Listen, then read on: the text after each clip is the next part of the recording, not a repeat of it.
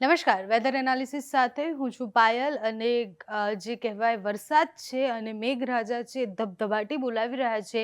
પહેલા સૌરાષ્ટ્રનો વારો હતો, દક્ષિણ ગુજરાતથી જે વરસાદ પ્રવેશ્યો એના પછી હવે ક્યાંય રોકાયો જ નથી અને હવે વારો ઉત્તર ગુજરાતનો છે. ઘણી બધી જગ્યાએથી ભયંકર તસવીરો પણ સામે આવી છે, જે ચિંતાનો વિષય પણ છે. જૂનાગઢના દ્રશ્યો જોઈએ કે પછી બનાસકાંઠાના દ્રશ્યો જોઈએ, અનેક ગામો સંપર્ક વિહોણા થઈ ગયા છે.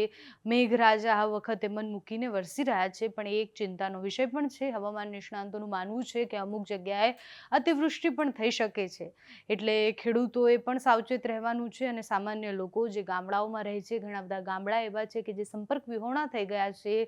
આજે જે વરસાદ છે એ થોડોક વિરામ લે અને આજે વરસાદ છે એ થોડો ઓછો થાય તેવી સંભાવનાઓ છે. વિંડીથી પહેલાં સમજીએ કે ક્યાં વરસાદની સંભાવનાઓ વધારે છે, ક્યાં ઓછી છે. ઘણા બધા ગામડાઓ એવા છે કે જ્યાં હજુ પણ વરસાદ પડી રહ્યા છે. 180 જેટલા તાલુકા છે જ્યાં 24 કલાકમાં વરસાદ વરસ્યો છે. આજની સ્થિતિ જોઈએ તો આજની સ્થિતિ જોતા સુરત અને અમદાવાદની આસપાસ વરસાદ વધારે દેખાઈ રહ્યો છે, એટલે દક્ષિણ ગુજરાત અને મધ્ય ગુજરાતમાં સારો વરસાદ પડવાનો છે. આજની સ્થિતિ જોઈએ તો 3 તારીખની સ્થિતિ પ્રમાણે દક્ષિણ ગુજરાતમાં અને મધ્ય ગુજરાતમાં અતિવરસાદ બતાવી રહ્યા છે. ઉત્તર ગુજરાતમાં એટલો ભારે વરસાદ નથી. બાકી કાલે જે દ્રશ્યો સામે આવ્યા એ ખૂબ જ ભયંકર હતા, કારણ કે બનાસકાંઠાના લાખણીમાં અને બધે એટલો બધો વરસાદ પડ્યા. અમુક જ કલાકોમાં 15થી 16 ઇંચ વરસાદ જેવો પડી ગયો છે, એટલે એ ચિંતાનો વિષય છે. મધ્ય ગુજરાતમાં ભારે વરસાદ છે, સૌરાષ્ટ્રના વિસ્તારોમાં પણ વરસાદ છે, દરિયાકાંઠાના વિસ્તારોમાં વરસાદ પડવાનો છે. દક્ષિણ ગુજરાતમાં કન્ટિન્યુ વરસાદ રહેવાનો છે અને ઉત્તર ગુજરાતમાં તમે જુઓ કે રાજસ્થાનની આસપાસ જ્યારે આટલી બધી સિસ્ટમ જે સિસ્ટમ છે એની અસર સૌથી વધારે રાજસ્થાનના વિસ્તારોમાં છે, એટલે ઉત્તર ગુજરાત અને બોર્ડરના જે વિસ્તારો છે ત્યાં હજુ પણ અતિ ભારે વરસાદ પડવાની સંભાવનાઓ દેખાઈ રહી છે. 5 તારીખ સુધીની આ સ્થિતિ છે. અતિ ભારે વરસાદ વિંડીમાં નથી દેખાઈ રહ્યો, એટલે રેડ અને જે ડાર્ક ગ્રીન કલર છે ક્યાંય નથી દેખાઈ રહ્યો, પણ ઉત્તર ગુજરાતમાં સારો એવો વરસાદ પડી શકે તેવી સંભાવનાઓ છે. જે પ્રમાણે ઓલા ચોમાસામાં એટલે કે આ આગલા વર્ષના જે ચોમાસામાં જે થયું, ફરીથી ઉત્તર ગુજરાતમાં એવી સ્થિતિ બની શકે છે. હવામાન નિષ્ણાંત અંબાલાલ પટેલનું માનવું છે કે ઘણા બધા વિસ્તારોમાં પૂર પણ આવી શકે છે. હવામાન વિભાગ શું કહે છે એ પણ જાણીએ, કારણ કે હવામાન વિભાગની જે આગાહી હોય છે એ સચોટ માનવામાં આવતી હોય છે. અને 3જી તારીખની સ્થિતિ જોઈએ તો બનાસકાંઠામાં ઓરેન્જ એલર્ટ આપવામાં આવ્યું છે. બાકી બધા જ વિસ્તારોમાં કહેવાય કે યલો એલર્ટ છે. બાકી દક્ષિણ ગુજરાતમાં જે પ્રમાણે આપણે વાત કરી કે બોર્ડરનો જે વિસ્તાર છે ત્યાં વરસાદ એટલે સાબરકાંઠા પણ પડી શકે છે, બનાસકાંઠા પણ પડી શકે છે. બનાસકાંઠામાં અતિ વરસાદ પડવાની સંભાવના. સુરત, નવસારી, વલસાડ, દમણ, દાદરા, નગર હવેલીમાં પણ ભારે વરસાદની સંભાવનાઓ દેખાઈ રહી છે 3જી તારીખે. 4થી તારીખે ફરીથી વરસાદ થોડો ધીરે થશે એવું માનવામાં આવે છે. અને 4થી તારીખે ક્યાંય પણ ઓરેન્જ એલર્ટ નથી, યલો એલર્ટ છે. પંચમહાલ, વડોદરા, છોટાઉદેપુર, સુરત, નવસારી, વલસાડ, દમણ, દાદરા, નગર હવેલી.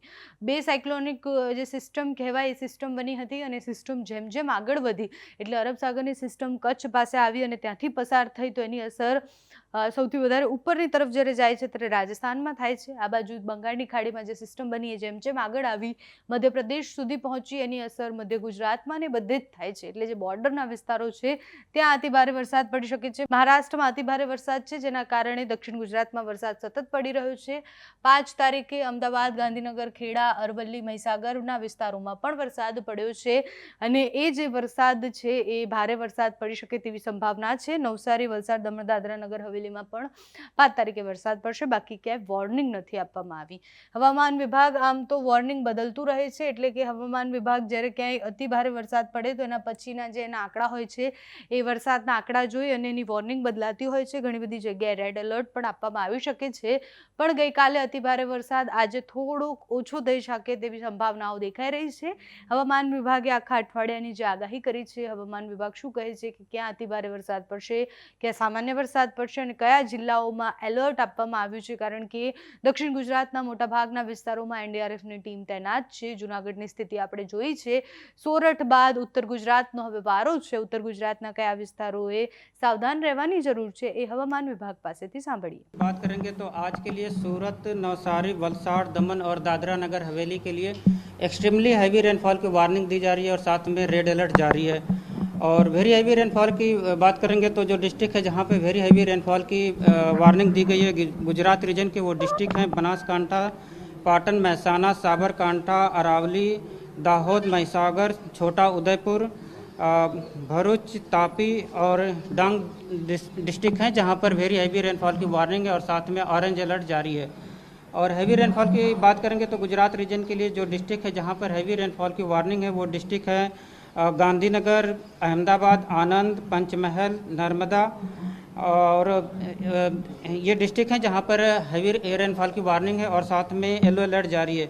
और डे 2 की बात करेंगे तो डे 2 के लिए जो डिस्ट्रिक्ट हैं जहां पर वेरी हैवी रेनफॉल की वार्निंग है वो डिस्ट्रिक्ट हैं बनासकांठा, सूरत, डांग, नवसारी, वलसाड़, तापी, दमन, दादरा नगर हवेली और साथ में ऑरेंज अलर्ट जारी है। और इसके अलावा जो डिस्ट्रिक्ट है गुजरात रीजन के वो सारे डिस्ट्रिक्ट कवर हैं जहां पर हैवी रेनफॉल की वार्निंग है और साथ में येलो अलर्ट जारी है।